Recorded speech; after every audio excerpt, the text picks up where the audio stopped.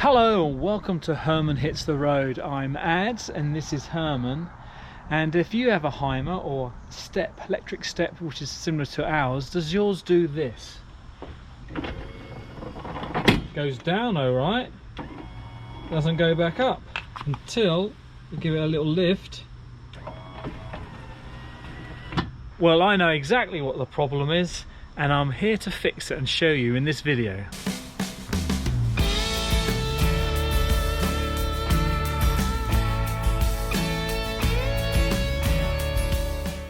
So let's show you what the problem is.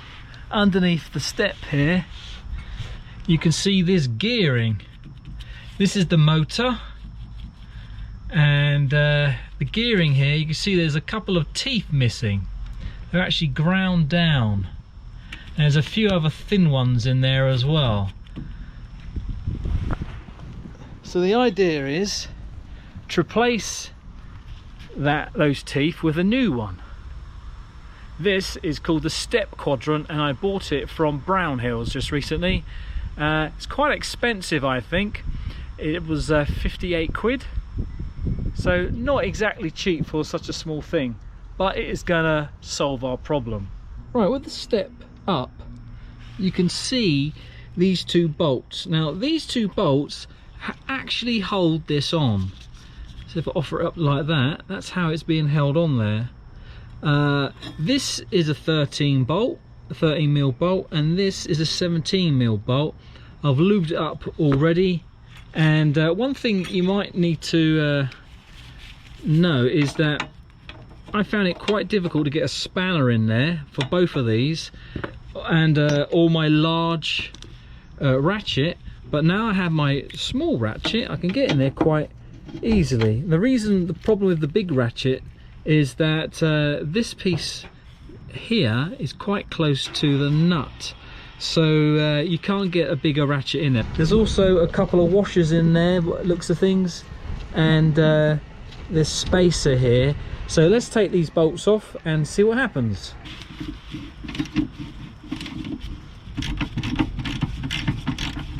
I think what I'll do is also take off the motor, because it could be stopping the quadrant from coming out.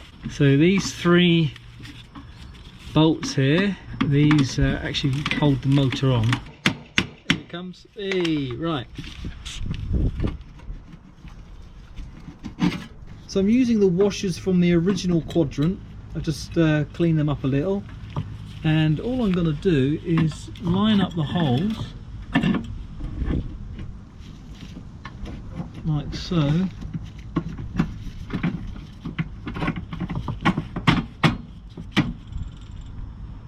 and that's it really. I just got to tighten it up now, haven't I? Not too tight, not too tight. That's probably what caused it to wear down in the first place. Right, so that's fine, the step's done. All I'm going to do now is clean up this. This is the gear coming off the motor. Look at the crud around it. Now if you have a problem with your motor, your step motor, then I've actually created a video which I'll put a link to, and I'll put a card about here somewhere so you can go to that video and see how we repair and unseize one of these motors. So I think we're all done now. I can just about see the cog in there. See that just there? So this is the motor and this is the quadrant, and I can see they look like they're together. So let's test the step. First test with our step with the new quadrant. Oh, look at that. Perfect. So what I'm going to do now is I'm going to put a bit of grease on here to stop that happening again. I thought I'd take a look at the old quadrant and see what the problem was. Well, as you can see over here, we got two teeth ground down to almost nothing, and that was our problem. It was just the cog from the motor was spinning on that gap there. I've also got a very thin tooth over here, so that's not going to help matters in the future. But there's a few other thinning ones, but not really anything that, you know, will cause us any worries. So in the second part of this video, I thought I'd see if I can try and repair this. It just needs a few spot welds here, and we'll then grind down the new teeth. If you're interested in that, keep watching. That is my old welder. I used that many years ago. Wow, that could be over 20 years ago, to restore a Volkswagen Beetle. Anyway, I'm going to use it to do my Quadrant. Now, what I intend to do is not just weld on top of the teeth here. Now, this metal is quite thick, right? So it should be okay to weld. It's not going to be, it's not too thin or anything. But I'm going to tack on. I'm going to use a piece of steel here, a little sliver, just so that I've got something to weld onto, so I can go up the steel here rather than just tack onto the old teeth. And then of course I'll grind off the back piece, so we're just left with a nice thick piece of steel with the teeth in there. Now, I have been practicing, of course, just a little bit, just so I can get the gauges and the speed, the wire speed right, and the temperature. I'll say temperature, it's just a couple of switches really. So this is how I've got it set up.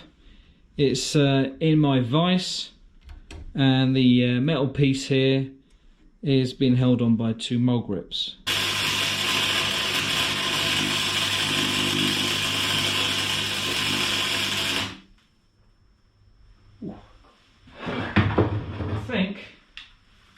I think that's it. So there you go. What do you think? Just giving it a bit of a clean up. And what I'm trying to do now is cut the back off this little plate that I've now welded on. It's on there pretty good, but it's only welded on in the middle, so I'm trying to cut around it then, so that I can then start filing the teeth. That's one side.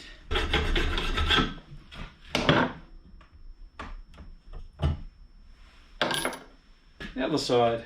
So all I'm left with now is a stumpy bit of metal that I can start filing. So I thought I'd start shaping the teeth now, starting off by flattening this repair. That's about it, I think.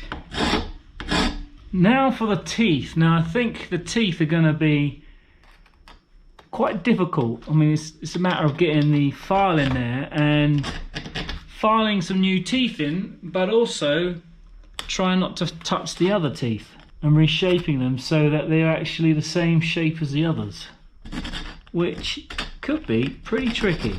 Now the file I'm using here is smooth these two sides, but rough on this side, so I should be able to get away with not filing the other teeth if I use this one.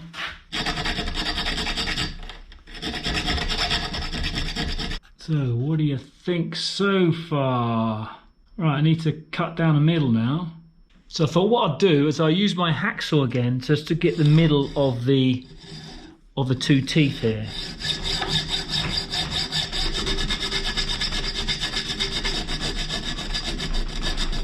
So what do you think? They're the two teeth, that one and that one. They don't look too bad. I mean, they're not perfect, but they are teeth. But I guess the test would actually be on the motorhome if the step goes up and down. Well, this is the new one. I've now taken it off and replaced it with my old repaired one, and you can just about see that there. And the new teeth just over there. So let's see if this works, shall we? Ooh, there you go. Now the proof. Does it go back up? Is it fixed? I think that's a win. In fact, it's a win-win. I actually want to use the original, so I'm going to take that back off. I now know it works my welding and my filing. So I'm going to take it off and put my new one back on. Since it was 50 quid, I might as well use it. What do you think? So if you enjoyed this video, please give it a thumbs up. If it helped you, give it a thumbs up. Maybe you should consider subscribing if you enjoyed that, and if you do, don't forget to click that notification bell so you can see when we release another video.